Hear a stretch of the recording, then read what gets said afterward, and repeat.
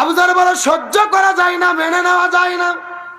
কিন্তু হযরত আলী ডাক দিয়ে বলে, আবু যর রে, সহ্য করা যায় না, মেনে নেওয়া যায় না বলে কোনো লাভ নাই।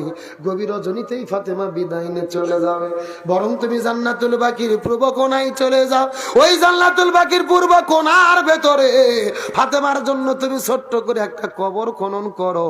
এই কথা বলার পরে হযরত আবু যর হাতের মধ্যে একটা ছোট্ট করে কোদাল নেওয়ার পরে ওই জান্নাতুল বাকির মধ্যে যাওয়ার পরে লক্ষ্য করে দেখে ওই জান্নাতুল বাকির পূর্ব কোণায় একটা সবুজ রঙের বাতি জ্বলতেছে, যেই বাতির সঙ্গে কোনো তার নাই, যেই বাতির সঙ্গে কোনো সুইচ নাই, বিনা তারে বিনা সুইচে আমার আল্লাহ একটা সবুজ রঙের বাতি জ্বালায়া রেখেছে।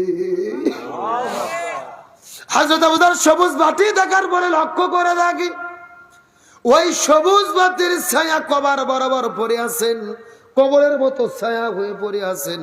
হযরত আবু যর হাসতে করে যাওয়ার পরে ছায়া বরাবর কবর করা শুরু করলেন। কবর করতে করতে কবরকে ডাক দিয়ে বলে, কবর রে, খবরদার খবরদার, তুই বেদবি করবি না। এই কবরের ভেতরে এমন একজন মানুষ আসবেন যিনি জান্নাতি নারীদের সর্দারনি ফাতেমা। এই কবর খবরদার খবরদার, বেদবি করবি না।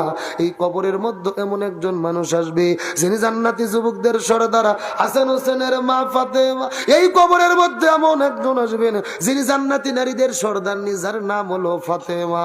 এই কবর খবরদার খবরদার, বেদবি করবি না রে। এই কবরের মধ্যে এমন একজন আসবেন আসাদুল্লাহিল গালিবের স্ত্রী ফাতেমা। এই কবর খবরদার, তুই বেদবি করবি না। এই কবরের মধ্যে এমন একজন আসবে যিনি আখিরি জামানার পয়গম্বর মুহাম্মদুর রাসূলুল্লাহ সাল্লাল্লাহু আলাইহি